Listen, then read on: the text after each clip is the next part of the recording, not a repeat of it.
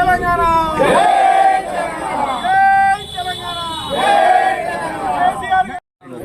అట్లే పోయినసారి రైతు బంద్ ఇచ్చారు, అది కూడా తాత్కాలికంగా కొంతమందికి అంటే ఒక 60% 70% ఇచ్చారు. రైతు బంధు ఎకరానికి 5,000 కేసీఆర్ ప్రభుత్వం ప్రకటించింది, పెండింగ్లు ఉన్నాయి, ఇచ్చారు అంతే. కొత్తగా రైతు భరోసా ఇస్తామని చెప్పేసి ఏదైతే చెప్పారో 7,500 ప్రతి పంటకు ప్రతి ఎకరానికి, అది ఇంకా అమలు చేస్తలేరు. దాన్ని వెంటనే అమలు చేయాలి. ముందస్తుగా కాలం నెత్తి మీదకి వచ్చింది, ఈసారి ముందుగానే వర్షాలు పడుతున్నాయి కాబట్టి అవి వెంటనే అమలు చేయాలని చెప్పేసి మీ ద్వారా ప్రభుత్వానికి తెలియజేసి రైతులను ఆదుకోవాలని చెప్పేసి విజ్ఞప్తి చేస్తున్నారు. ఈరోజు మన మిర్దొడ్డి మండలంలో హెడ్ క్వార్టర్లో ఉన్న ఎంఆర్ఓ గారికి బోనస్ విషయంలో మెమోరాండం ఇవ్వడం జరిగింది. రైతుల పక్షాన టీఆర్ఎస్ పార్టీ తరఫున మేమందరం వచ్చి పార్టీ ఆదేశానుసారంగా ఇవ్వడం జరిగింది. ఇవాళ ఒక విషయం గమనించాలి, నిజంగా కూడా లాజిక్గా మా జనాలకు మాటలు చెప్పడం, ఓటు దండుకోవడం, లాజిక్గా మోసం చేయడం అనేది కాంగ్రెస్కు అనవాయితీ అయింది. ఉదాహరణకి నేను ఒక వీడియో చూపిస్తాను. రేవంత్ రెడ్డి గారు మాట్లాడిన ఫస్ట్ మాట ఏంది?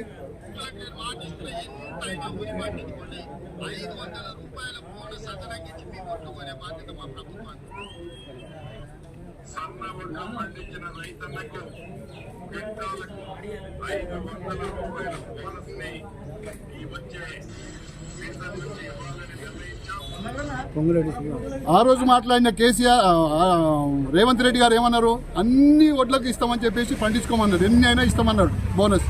ఇవాళ పొంగులేటి శ్రీనివాసరెడ్డి గారు ఏం చెప్పిండ్రు? సన్న వడ్లకు మాత్రమే ఇస్తామన్నారు. ఈ విషయంలో టీఆర్ఎస్ పార్టీ అట్లెట్లా నిలదీసి అడిగితే బట్టి విక్రమార్క గారు అంటున్నారు, మేము సన్న బియ్యంతో సన్న వడ్లతోటి స్టార్ట్ చేస్తున్నామంటారు. అంటే ప్రజలను లాజిక్గా మోసం చేయడంలో కాంగ్రెస్ దిట్ట అనేది ప్రజలంతా గ్రహించాలని చెప్పేసి నేను మిడిదొడ్డి మండల ప్రజలనే కానీ యావత్ తెలంగాణ ప్రజలందరినీ ఒకసారి ఆలోచించవలసిందిగా కోరుతున్నాను.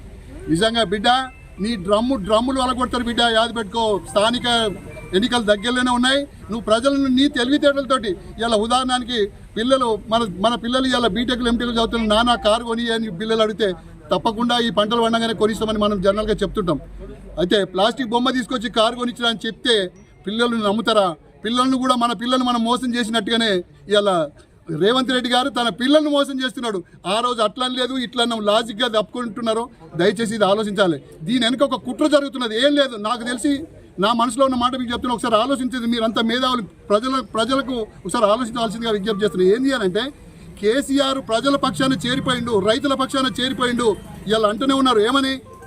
కేసీఆర్ తర్వాత ఎవడైనా కేసీఆర్ మించిన మొగోడే లేడని చెప్పేసి రైతులు అంటున్నారు. ఆ పేరును మాయడానికి మాపించడానికి ఇదంతా ప్రయోగాలు చేసి ఆయన చేసిన సంక్షేమ పథకాలను పేరు లేకుండా చేయాలని చేసి కుట్రలో భాగంగా ఇవన్నీ జరుపుతున్నారు. దయచేసి ఇదంతా ప్రజలు గమనిస్తున్నారు. స్థానిక ఎన్నికల్లో దగ్గరలో ఉన్నాయి, ప్రజలు దీని సత్తా ఏందో చూపిస్తారు.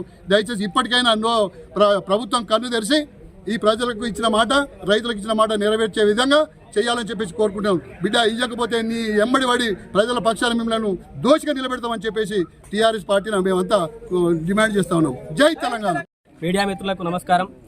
ఈరోజు మిరుదొడ్డి మండలానికి చెందినటువంటి రైతులు, బీఆర్ఎస్ పార్టీ కార్యకర్తలం అందరం కలిసి వచ్చి ఇక్కడ స్థానిక తహసీల్దార్ గారికి రైతులకు సంబంధించినటువంటి మెమోరాండాన్ని అందించడం జరిగింది.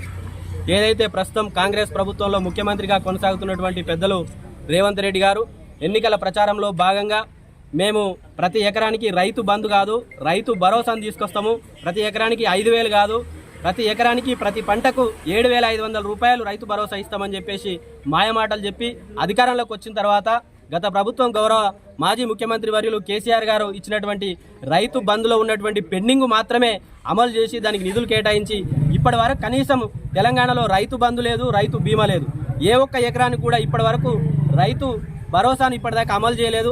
మరి కాలం నెత్తిమీదకి వస్తుంది, ఇప్పటికిప్పుడు వర్షాలు పడతా ఉన్నాయి కాబట్టి రైతులందరూ కూడా పెట్టుబడుల కోసం తయారుగా పంటలు వేసుకోవడానికి సిద్ధమవుతున్నారు. కాబట్టి కాంగ్రెస్ ప్రభుత్వం వెంటనే స్పందించి ఈ రోజే ఏదైనా చర్య తీసుకొని వెంటనే ప్రతి రైతుకు ప్రతి ఎకరానికి పంటకు 7,500 రైతు భరోసాను అమలు చేయాలని చెప్పేసి మేము డిమాండ్ చేస్తా ఉన్నాం. అదేవిధంగా ఏదైతే అన్ని రకాల వడ్లకు ఇస్తా అన్నటువంటి బోనస్ ఏదైతే 500 రూపాయల బోనస్ ఏదైతే ఉందో ఈరోజు రైతులందరినీ చూతియా బనాయించేసి మేము కేవలం సన్న వడ్లకే ఇస్తామని చెప్పేసి మాట్లాడుతూ ఉన్నారు.